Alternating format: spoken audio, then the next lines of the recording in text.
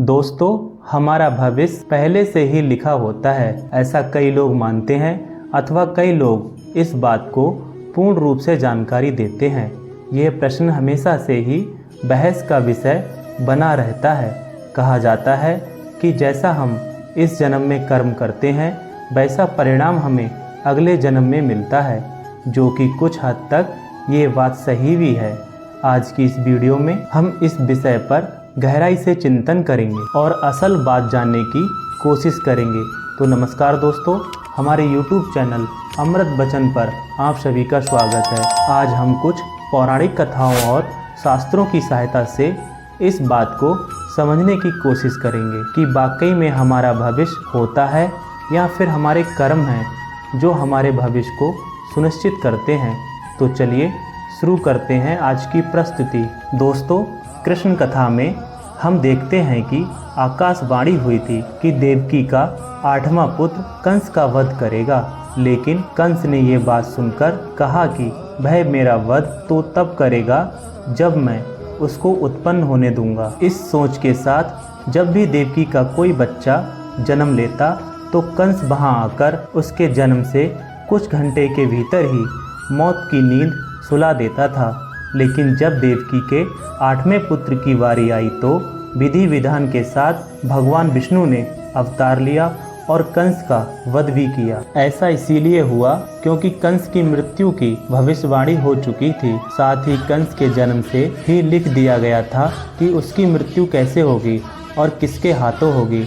यही नहीं दोस्तों, इस संसार में जो भी मनुष्य जन्म लेता है उसके बारे में भविष्य पहले से ही लिख जाता है। मनुष्य का जन्म कैसे होगा, कौन सी जगह होगा और उसके जीवन में कौन कौन सी परेशानियां आएंगी, ये सब विधि का विधान है और इसे चाह करके भी नहीं बदला जा सकता है। इसके साथ ही आपको ये बता दें कि ऐसे कई पौराणिक शास्त्र एवं ग्रंथ मौजूद हैं जिनमें कई महापुरुषों के भाग पहले से ही लिखे होने का प्रमाण मिलता है।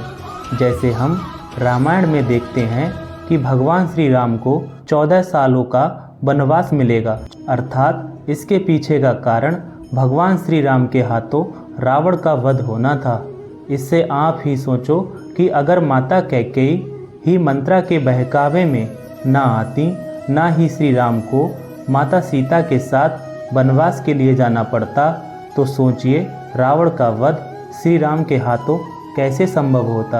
ये सब कैसे होना था, ये सब पहले से ही लिखा जा चुका था। इसी तरह हर एक प्राणी का भाग्य लिखा जा चुका है।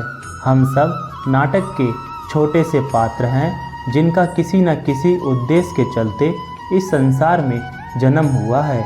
लेकिन ये बात भी गलत नहीं है कि आपकी किस्मत आपके कर्म पर आधारित है।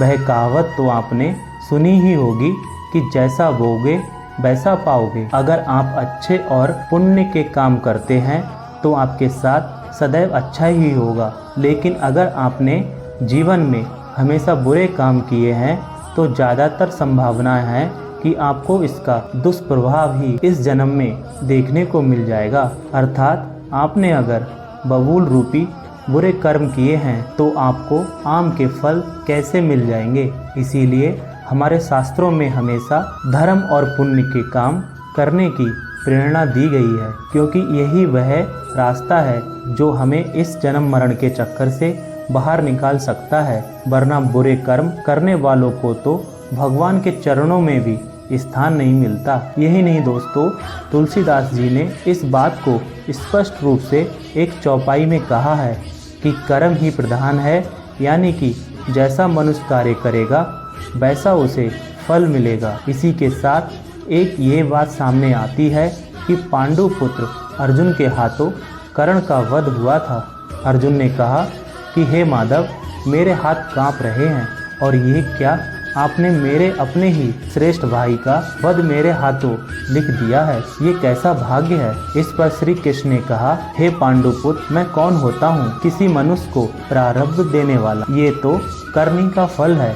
जिस तरह उसने जीवन में कर्म किए उसे उसके फलस्वरूप परिणाम मिल गया। और हाँ, जीवन में किसको फूल मिलेंगे या कांटे ये मनुष्य खुद कर्मों के द्वारा तय करता है। श्री कृष्ण ने कहा, तुमने अधर्म के विरोध में शस्त्र उठाया और धर्म का रास्ता चुना, जबकि कर्ण ने अधर्म का रास्ता। तो ऐसे में मैं क्या कर सकता था? लेकिन फिर भी मैंने उन्हें कई विकल्प दिए, परंतु उसने हर बार दुर्योधन और उसकी मित्रता को आवश्यक समझा। भगवत गीता के इस अध्याय में हमें ये सीखने को मिलता है कि भगवान हमें कुछ अवसर जरूर देते हैं, जिससे कि हम अपने किए गए बुरे कर्मों का पश्चाताप करके सही राह पर आ सकते हैं। अंत में यही कहना चाहूँगा कि अवश्य ही हमारा भविष्य लिखा जा चुका है, लेकिन कर्मों के आधार पर ही हमें फल मिलता है। और हम अगर अच्छे कर्म करेंगे तो जीवन को शांति पूर्वक सुख समृद्धि प्राप्त करते हुए व्यतीत करेंगे। अन्यथा बुरे कर्म करने पर इस जन्म में ही हमें उसके दुष्प्रभाव देखने को मिल जाएंगे और निश्चित रूप से अगले जन्म पर भी इसका प्रभाव पड़ेगा। दोस्तों, इसी के साथ ये प्रस्तुति यहीं समाप्त होती है। अगर वीडियो पसंद आई हो तो वीडियो को लाइक और शेयर अवश्य करें और हमारे चैनल को